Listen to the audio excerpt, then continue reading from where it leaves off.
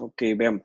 Eh, la idea de hacer estas rotaciones virtuales es tratar de imaginarnos virtualmente cómo sería estar frente a un paciente con las patologías que vamos a ver. Y hoy, por ejemplo, vamos a ver una, una cosa que se ve con relativa eh, ser, eh, frecuencia. No sé si puede ver varias al año en el hospital, que es la muerte encefálica. Pero vamos a ver, a tratar de diagnosticar un paciente en muerte encefálica hoy. Vamos a tratar de ver qué criterios tiene que cumplir un paciente para diagnosticarlo en muerte encefálica. Antes hay un canal de YouTube que ahora yo les voy a pasar el link donde las clases quedan grabadas. Se sube el video de la clase de hoy, entonces podrán ver la clase como tal. Vamos a ver acá.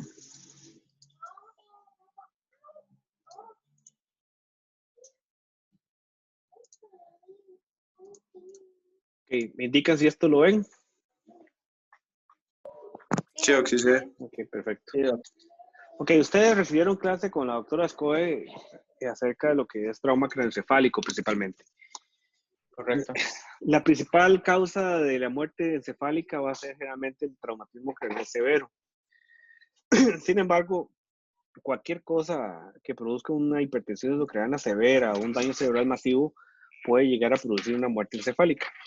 A manera de encuesta, quiero hacerles alguna pregunta y es libre de contestar quien quiera, a ver quién se arriesga. Me gustaría que contesten todos, a ver qué opinan. Si yo tengo un paciente, ahora vamos a ver cómo se diagnostica la muerte encefálica, pero si yo tengo un paciente que como médico ya le diagnosticamos una muerte encefálica, pero está conectado al ventilador, ¿yo puedo desconectar a ese paciente legalmente? ¿Quién sería el primero en contestarme? Yo puedo desconectar a un paciente que está en muerte encefálica, desconectarlo del ventilador. ¿Quién se anima a contestar primero? Marlon.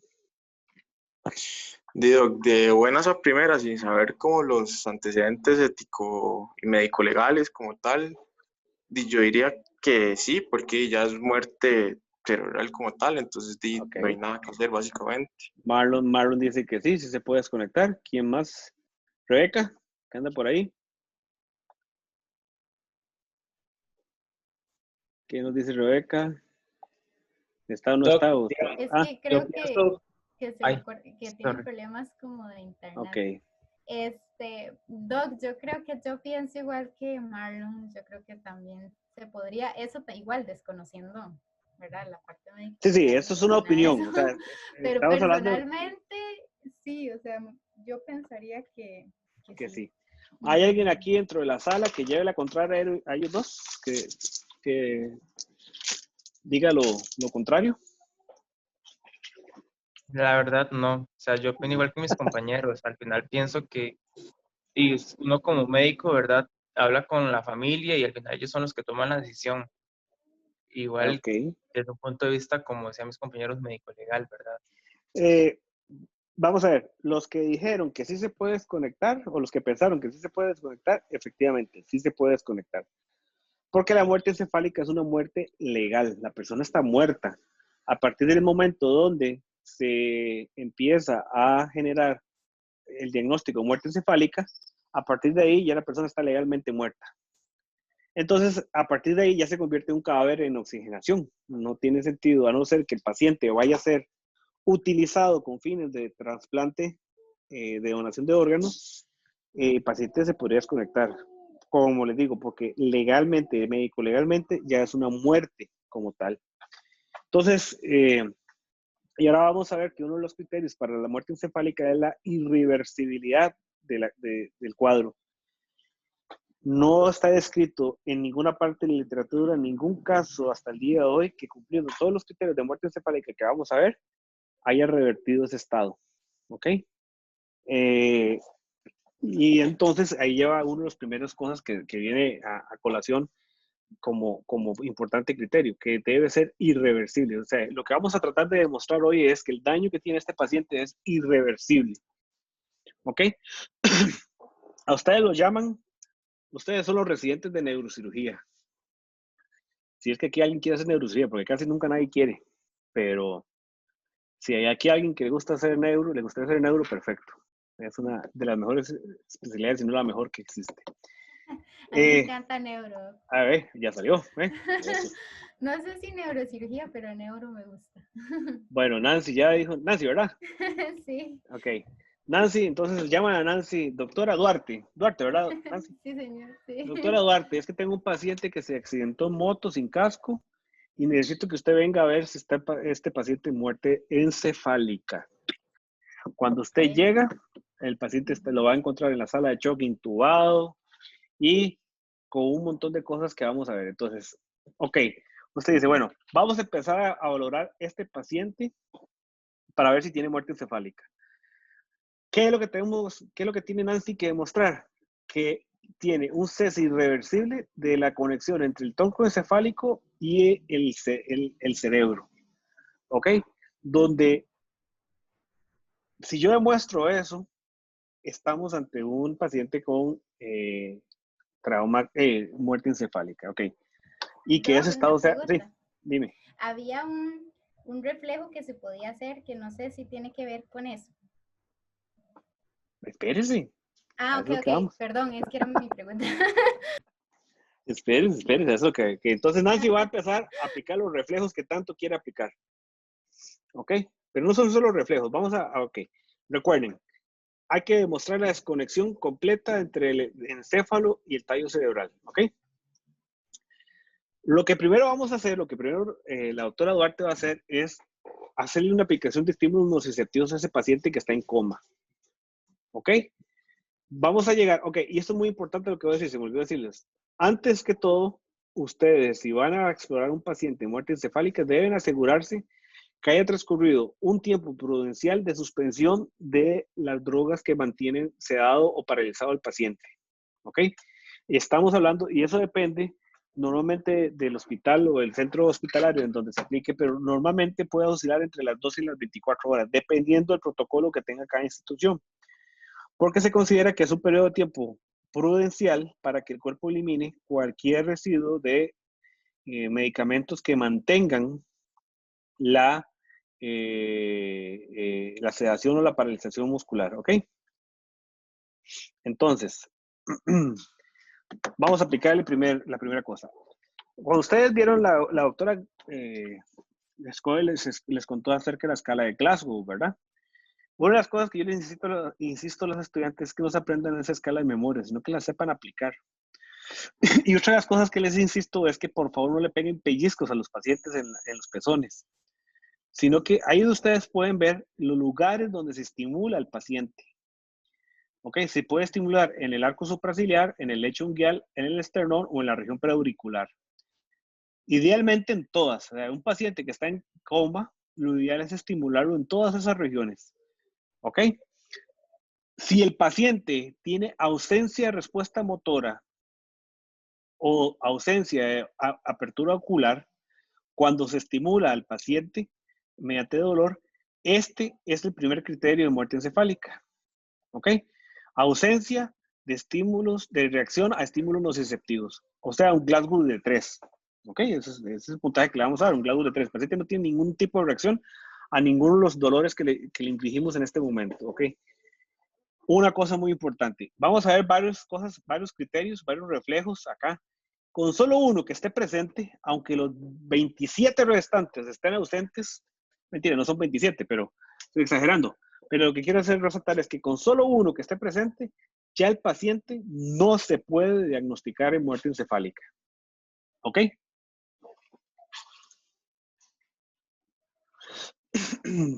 Vamos a ver. Ya pasamos al siguiente criterio. Ok, ya vimos que tiene un Glasgow de 3. Vamos a explorar la respuesta pupilar. Y esto es muy importante.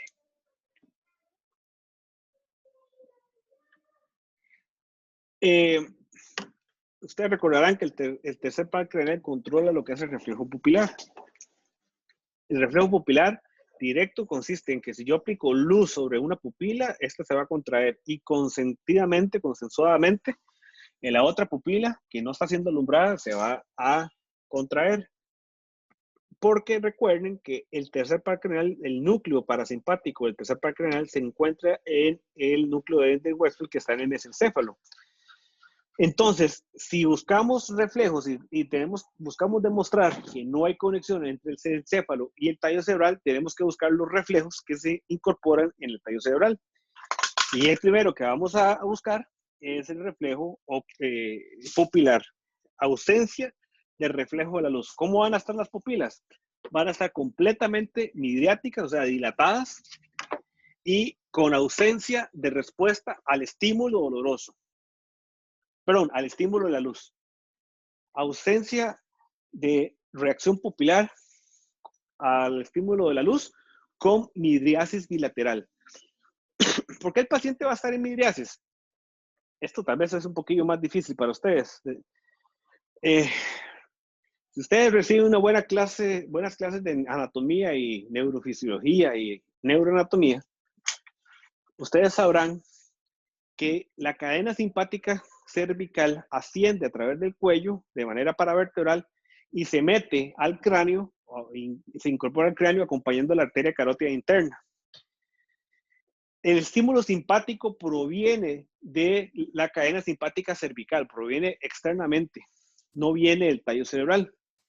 Entonces, cuando un paciente tiene una desconexión de tallo cerebral, lo que va a predominar es el estímulo midriático de la cadena simpática cervical. Y el estímulo que venía del tallo cerebral, que es la miosis, va a estar ausente. ¿Ok? Entonces, ausencia de respuesta motora, estímulos dolorosos, o sea, un Glagus de 3, y ausencia de reflejo pupilar con pupilas midriáticas. Ese es el segundo criterio. Si las pupilas reaccionan, ya no hace falta que sigan haciendo nada más porque están perdiendo el tiempo porque ya el paciente no está en muerte encefálica. ¿Ok? A partir de ahí ya no hace falta que sigan con el resto. No tiene sentido seguir porque ya se les arruinó la fiesta, ya este paciente no sirve para donación de órganos porque el paciente no está en muerte encefálica. Ok. Entonces, la doctora Duarte sigue. Vamos a buscar entonces ahora el reflejo corneal. Cuando a ustedes se les mete una basura en el ojo, inmediatamente, ¿qué es lo que hacen ustedes? Cerrar el párpado, ¿verdad? Es un reflejo de protección del ojo. Ese reflejo, la extremidad aferente, corresponde al quinto par craneal. Y la extremidad eferente corresponde al nervio facial. ¿Qué quiere decir eso? Que el que siente la basura en el ojo es el quinto par y el que cierra el párpado es el séptimo par. ¿Ok? Entonces estamos explorando de una vez la función de dos pares craneales que se incorporan en el tallo cerebral para demostrar que no están sirviendo. ¿Qué es lo que vamos a hacer? Con una gasita estimulamos la córnea para ver si el reflejo corneal está presente, para ver si el paciente que estamos valorando cierra el párpado. Si cierra el párpado, no está en muerte encefálica. Si no cierra el párpado, seguimos con el siguiente. Oigan, y quiero decir, el orden con el que hagamos esto no importa. Ustedes lo pueden hacer en el orden que les dé la gana. Lo importante es encontrar que todos estén negativos o alguno positivo. Porque con solo que uno esté positivo, ya se les aguó la fiesta. Pero lo importante es que no importa el orden en el que se haga mientras se haga bien. Eso sí, al final vamos a dejar siempre al final. Ahora lo vamos a ver, una cosa que se llama el test de apnea. Okay. Todos los demás reflejos ustedes lo pueden hacer como quieran, pero la recomendación principal es que el test de apnea sea la última cosa que se haga. Ahora vamos a ver. ¿Cuál es el siguiente reflejo? Bueno, ya comprobamos que no tiene reflejo pupilar, ya comprobamos que no tiene reflejo corneal, ya comprobamos que no tiene respuesta motora.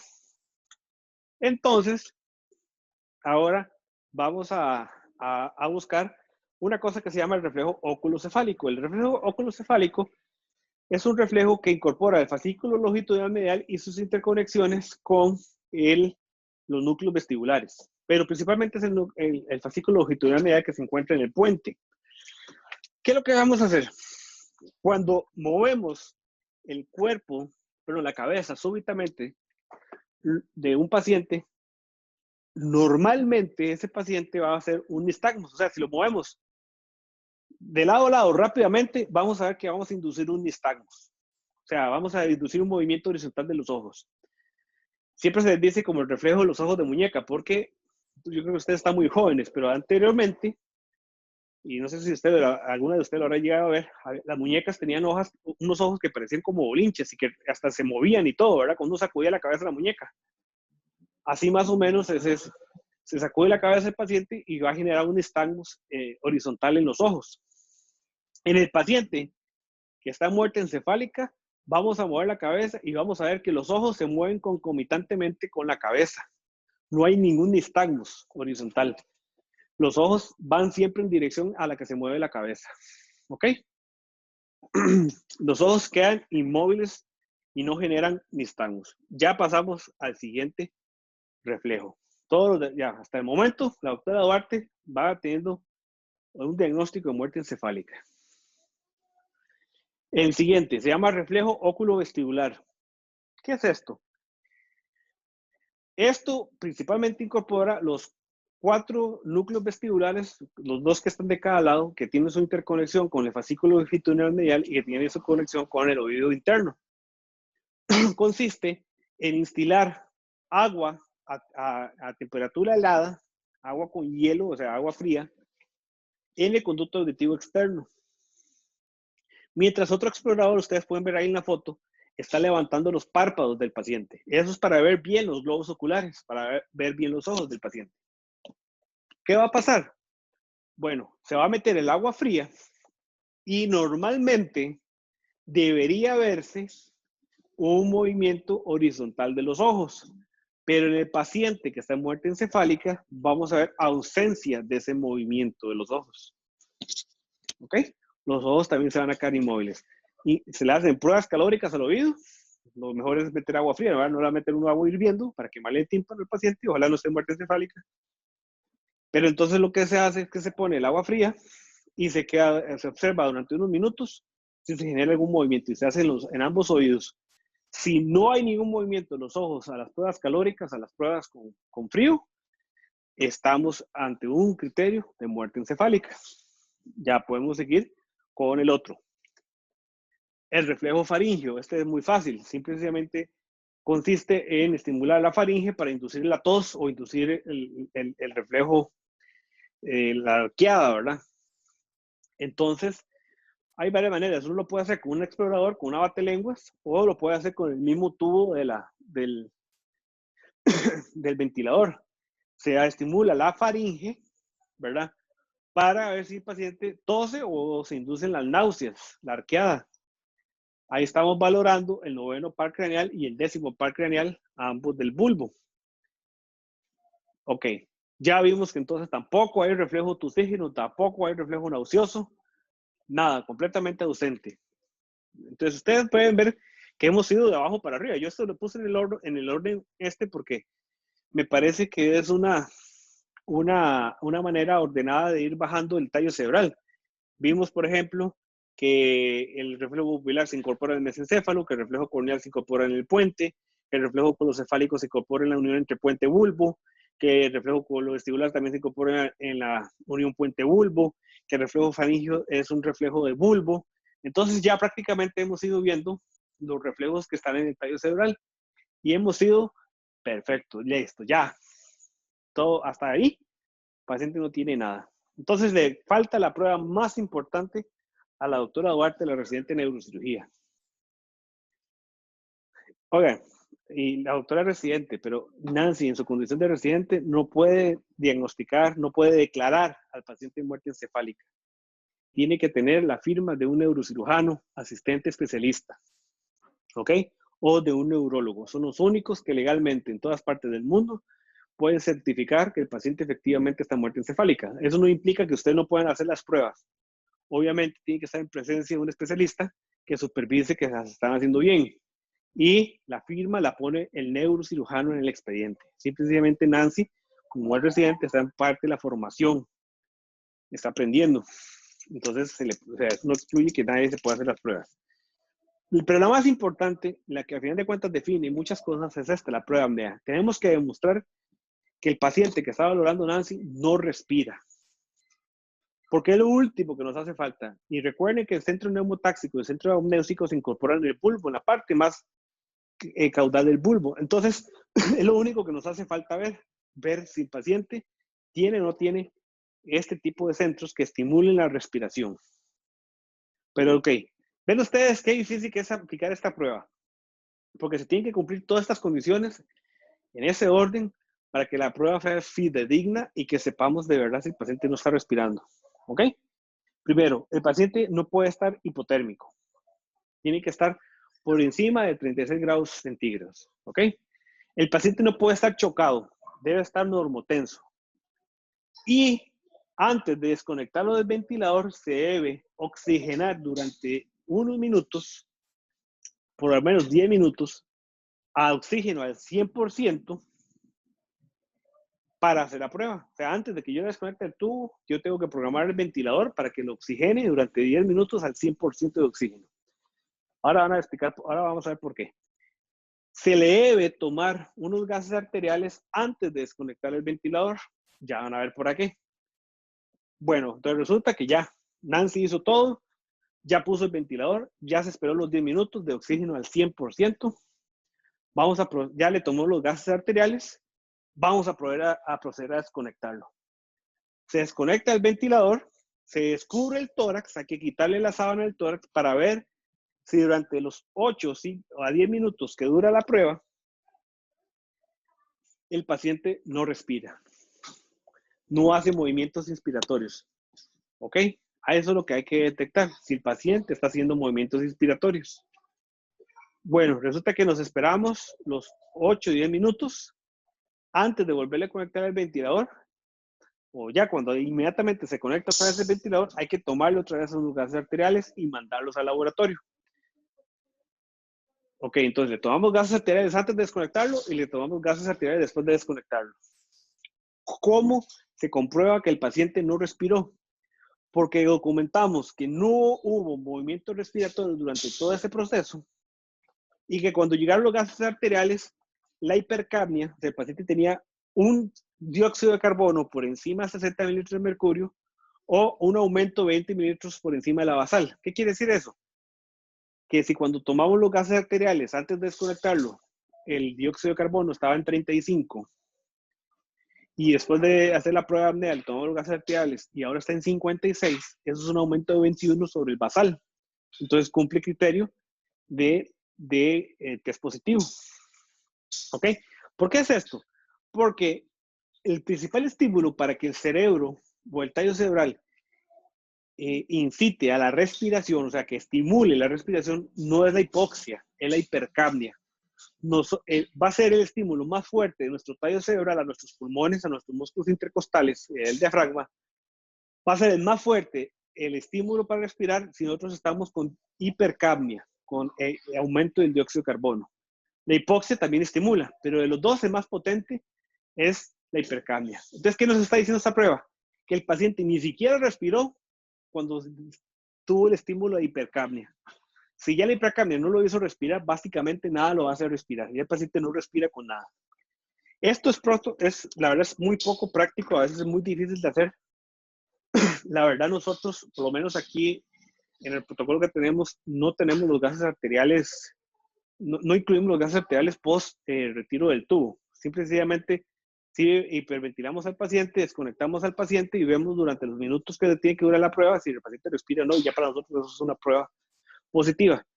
Pero la técnica más clásica que se conoce es hacer los gases arteriales después de la cirugía, después de la desconexión. Ya vimos que con todo lo que acabamos de repasar, el paciente no respiró, no tosió, no se arqueó, no cerró los ojos, no cerró los párpados, perdón, no reaccionó la luz, las pupilas, los ojos no se movieron, el paciente no reaccionó cuando lo estimulamos dolorosamente. Listo, está declarado en muerte encefálica.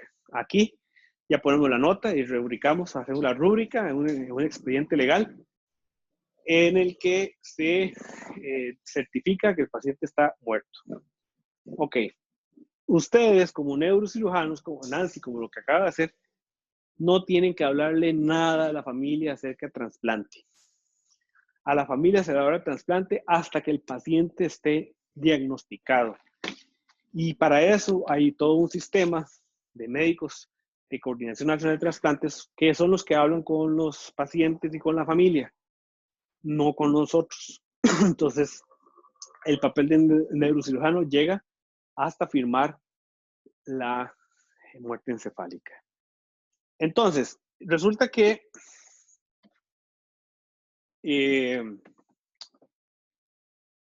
perdón. Entonces resulta que ya lo declaramos, pero resulta algo muy importante. ¿Por qué les decía a ustedes que el test de apnea es lo último que hace? Porque ya ustedes vieron lo complejo que es, pero la otra es que no siempre se puede terminar.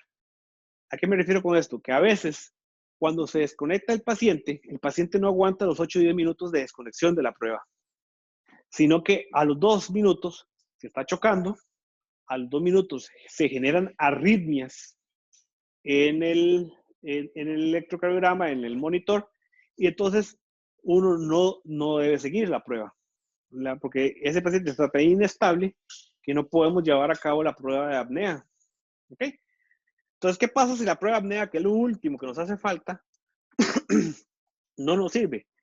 No podemos terminarla. Le hacemos una cosa que se llama las pruebas complementarias. Las pruebas complementarias son test complementarios ya más avanzados que permiten certificar que aunque la prueba de apnea no se puede hacer, el paciente está en muerte encefálica. El más fácil de hacer hoy en día es el electroencefalograma. Ya existen aparatos de encefalografía portátiles. Antes había que llevar al paciente, sacarlo donde estaba y llevarlo hasta una sala de electroencefalografía. Ya no, ya existe el electroencefalograma portátil. Entonces se le puede hacer un electroencefalograma al paciente y se diagnostica que las ondas cerebrales están planas, no hay actividad eléctrica cerebral. Y ya otras más difíciles, más invasivas, porque hay que llevar al paciente a TAC o hay que llevar al paciente a hemodinamia, ya están muy poco uso, en la arteriografía o la angioTAC, que consiste en diagnosticar que el paciente no tiene flujo sanguíneo cerebral, básicamente. Pero el más fácil de hacer como prueba complementaria es diagnosticar mediante un electroencefalograma plano. Y ya, la doctora Duarte diagnosticó muerte encefálica al paciente. Listo, hasta aquí llegamos. Y que Dios lo acompañe y que ojalá le sirva a muchos para la donación de órganos. Las contraindicaciones para donar órganos son varias. Por ejemplo, enfermedades malignas, principalmente sanguíneas, o algún tipo de cáncer maligno, es una contraindicación generalmente relativa, a veces absoluta, dependiendo del tumor, para donar órganos. Obviamente, VIH positivos y hepatitis B no pueden donar. Pero fuera de ahí, no importa la edad no es una limitante para donar órganos. No sé si tendrán alguna pregunta, muchachos, hasta el momento. No, que súper interesante. Yo solo conocía como un par de reflejos, no sabía que eran tantos. ¿Vio? Sí, pero bastante interesante. Doc, la prueba de apnea se hace, digamos, o todo hasta lo de los 8 minutos y todo lo demás, se hace igual independientemente de la edad del paciente. O sea, sí, si fuera exactamente. Y si no se puede terminar, se tiene que acceder o acudir a una prueba complementaria. Porque el problema es que no estamos pudiéndola terminar y estamos generando, generalmente sí se puede, ¿verdad? No es que siempre pasa. Generalmente, si el paciente es joven, generalmente no tiene comorbilidades, la aguanta. Pero el problema es que usted no está todavía certificando la muerte encefálica y está entonces desconectando a un paciente del ventilador. Eso le genera inestabilidad cardíaca, por lo tanto usted no puede jugarse el chance. Porque si el paciente respira, ¿verdad? Si el paciente en algún momento respira, usted lo puede matar porque está generando una inestabilidad hemodinámica desconectando el ventilador. Entonces hay que volver a conectar y ahí es donde se recurre a las pruebas complementarias. Pero normalmente, generalmente no hay problema. Generalmente sí se llegan a desconectar y sí llegan a aguantar. Por eso es que hay que preoxigenarlo, para que la hipoxia no sea tan rápida y el paciente aguante la desconexión. Porque al final de cuentas la hipoxia es lo que produce las arritmias. Muchas gracias, doctor Martín. Listo. Ahora les mando el link. Apenas suba esto a YouTube.